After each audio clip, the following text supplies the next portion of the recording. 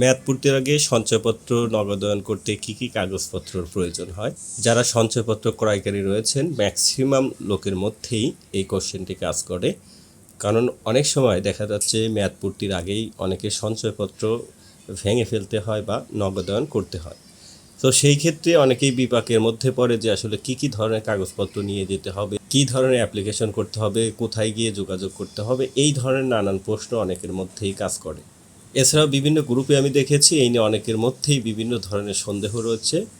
তাই আজকের এই ছোট্ট ভিডিওতে আমি আপনাদেরকে একদম ক্লিয়ার করে দেব, আপনি যদি মেয়াদ পূর্তির আগে সঞ্চয়পত্র নগদায়ন অর্থাৎ ভেঙে ফেলতে চান তাহলে আপনাকে কী ধরনের দরখাস্ত লিখতে হবে এবং কী কী কাগজপত্র নিয়ে যেতে হবে, কতদিন পরে আপনি আপনার টাকা ফেরত পাবেন, টোটাল বিষয়টি আজকের ভিডিওতে আলোচনা করব।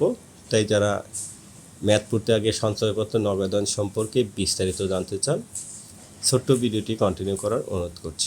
মেয়াদ পূর্তির আগে সঞ্চয়পত্র নগদায়ন করতে হলে প্রথমত আপনারা স্ক্রিনে একটি নমুনা দেখতে পাচ্ছেন যে বরাবর নির্বাহী পরিচালক মতিঝিল অফিস। সো এইখানে আপনি মতিঝিল দেখতে পাচ্ছেন। সো আপনার যে ব্রাঞ্চ বা আপনার যে অফিস সেই নাম উল্লেখ করবেন বাংলাদেশ ব্যাংক ঢাকা। আপনার যে ব্যাংক, আপনার যে এলাকা সেই অঞ্চলের নাম উল্লেখ করবেন। বিষয় পরিবার, সেটা 3 মাস হোক, পেনশন সঞ্চয়পত্র হোক বা 5 বছর মেয়াদী সঞ্চয়পত্র হোক, সঞ্চয়পত্রের নাম লিখবেন। তারপর হচ্ছে সঞ্চয়পত্রের মেয়াদ পূর্তির পূর্বে মূল আংশিক টাকা উত্তোলন প্রসঙ্গে। তারপর আপনি লিখবেন জনাব বিনীত নিবেদন, এই যে আমি, আপনার পরিচয় দিবেন। তারপরে হচ্ছে ক্রয় করি যা রেজিস্ট্রেশন নম্বর এত, আপনার রেজিস্ট্রেশন নম্বর উল্লেখ করবেন। এরপর হচ্ছে অতএব লেখে যে উপরোক্ত বিষয় বিবেচনা করার জন্য আপনার একান্ত মর্জি কামনা করছি, বা যে যেভাবে লেখেন না কেন, জাস্ট আপনাদেরকে আমি নমুনা স্বরূপ এটি দেখিয়েছি।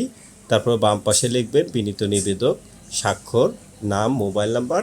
এই কপিটি লেখে সঙ্গে আপনাকে যে সমস্ত কাগজপত্র নিয়ে যেতে হবে এর মধ্যে হচ্ছে মূল ক্রেতার স্বাক্ষরকৃত আবেদনপত্র, যেটা অলরেডি আপনাদেরকে দেখিয়েছি।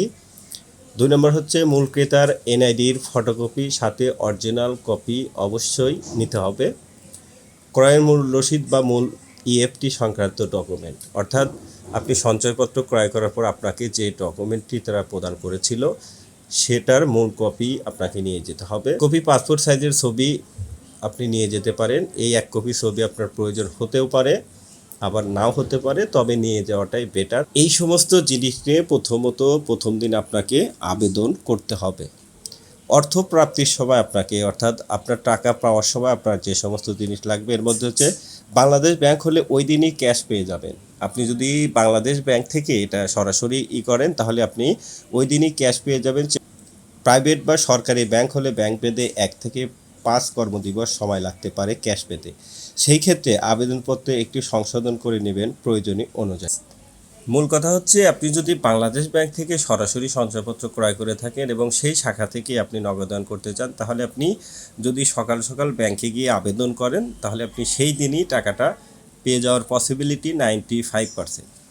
আর বেসরকারি বা প্রাইভেট এবং সরকারি অন্য যে সমস্ত ব্যাংক রয়েছে সেখান থেকে আপনি যদি আবেদন করেন 1 থেকে 5 কর্মদিবসের মধ্যেই, 1 দিনও সময় লাগতে পারে, 2 দিনও লাগতে পারে, এবং সর্বোচ্চ 5 কর্মদিবসের মধ্যে আপনি টাকা পেয়ে যাবেন। দর্শক, আশা করছি যারা মেয়াদ পূর্তির আগে সঞ্চয়পত্র নগদায়ন অর্থাৎ সঞ্চয়পত্র মেয়াদ পূর্তির আগে ভেঙে ফেলতে চান, আপনাকে কি কি কাগজপত্র নিতে হবে এবং কিভাবে আপনি টাকা পাবেন ভিডিওটির মাধ্যমে সম্পূর্ণ বোঝাতে সক্ষম হয়েছি। তবু আপনাদের যদি কোনো সন্দেহ থাকে এবং কোনো কিছু জানার থাকে কমেন্টস করবেন, ইনশাআল্লাহ কমেন্টসের উত্তর দেওয়ার চেষ্টা করব। তো সবাইকে ধন্যবাদ। আসসালামু আলাইকুম।